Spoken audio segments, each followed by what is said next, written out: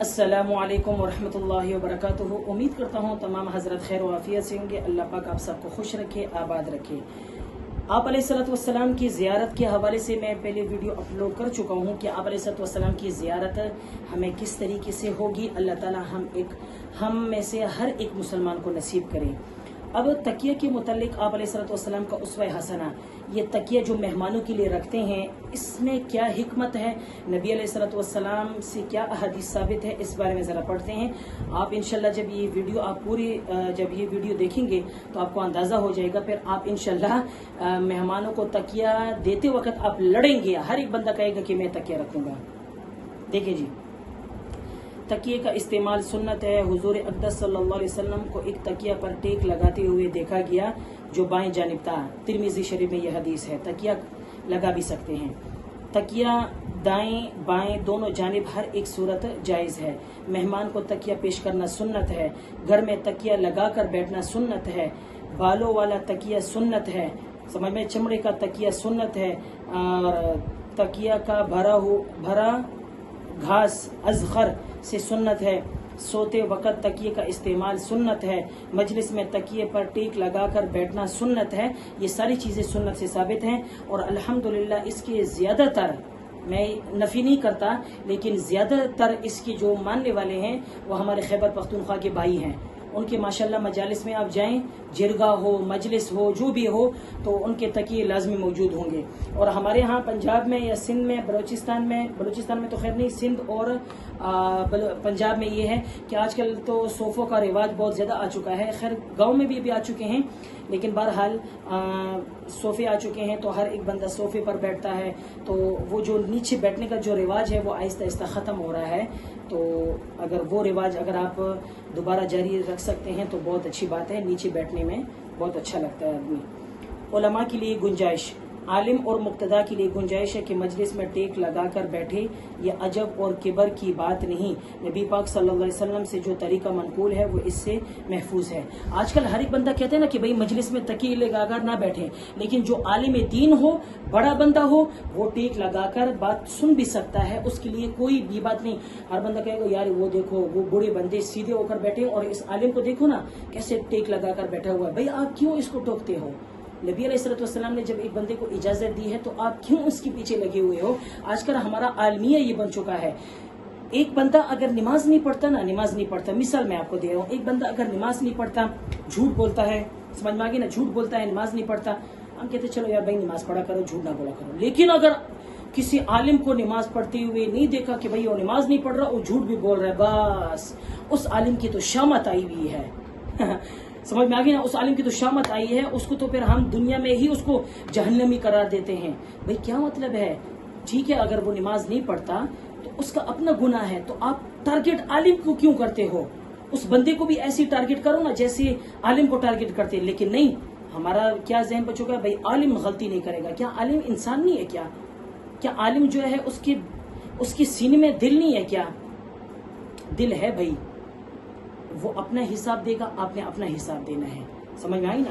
तो इसलिए किसी के पीछे ना लगा करें, अपनी फिक्र किया करें।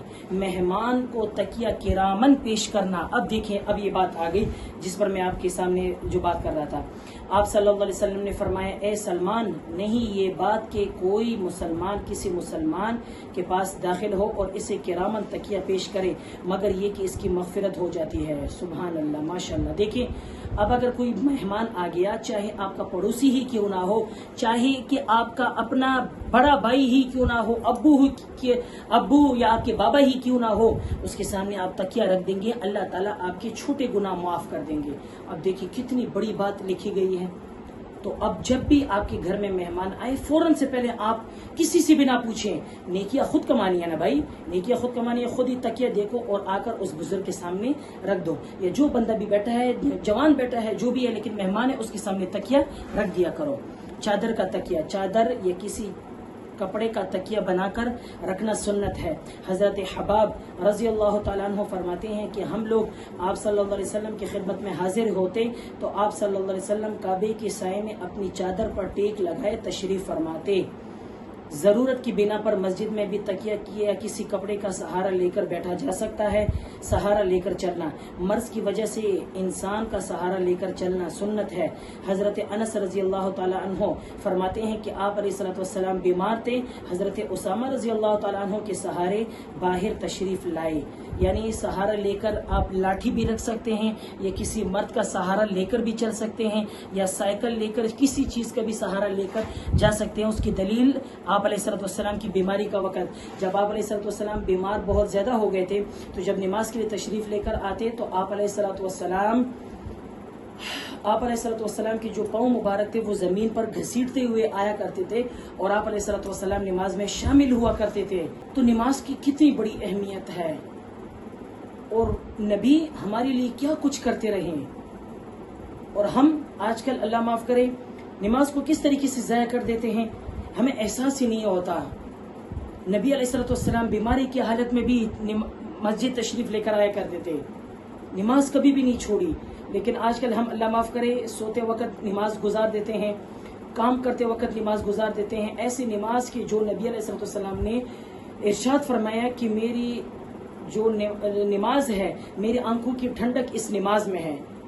5 وقت کی نماز ہے، لوگوں نماز پڑھ لو، نماز پڑھ لو، کوئی اتنی بڑی بات نہیں ہے۔ 5 وقت کی نماز پڑھنے میں ہمیں اتنی حرج ہوتی ہے۔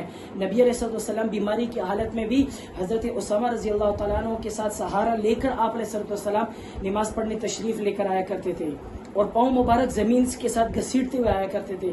آج کل ہمارا ایسا کوئی بھی نہیں ہے۔ کوئی اگر بیمار بھی ہو نا تو امید ہے کہ اس کے لیے ساری چیزیں ہوں گی۔ زیادہ بیمار ہوگا تو چلو ویل چیئر اس کے ساتھ دے دیں گے، زیادہ بیمار ہو تو چلو اس کو کندھا دے کر کریں گے۔ کوئی بندہ بھی ایسے نہیں ہوگا کہ جو نبی علیہ الصلوۃ والسلام کے ساتھ یا مشابہت کرتے ہوئے وہ اپنے پاؤں گھسیٹتے ہوئے آئے اور نماز کے لیے کھڑا ہو، ایسا کوئی بھی بندہ نہیں ہوگا۔